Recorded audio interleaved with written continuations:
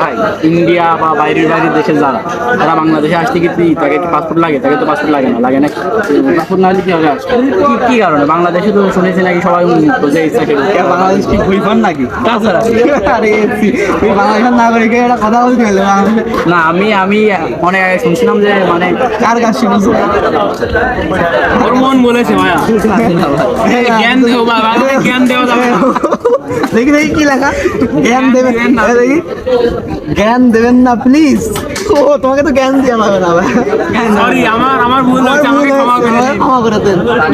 ভিতরে শিক্ষার আলো না, তোমার ভিতরে আছে যে মানে শয়তানের আলোটা বেশি। ভাই, আমার মনে হয় যে চায়নায় ছিল, চায়না থেকে ও কুকুরের গোশ বিড়ালের গোশ খেয়ে এই যে কথাটা বলতে পেরেছি ভাইয়া। তো চায়না থেকে এসেছে, চায়না থেকে ইম্পোর্ট এটা। তুমি একটা স্টুডেন্ট, তুমি একটা স্টুডেন্ট মানুষ, তোমার ভিতরে তো শিক্ষার আলো, তোমার তো শয়তানের আলো বেশি কেন?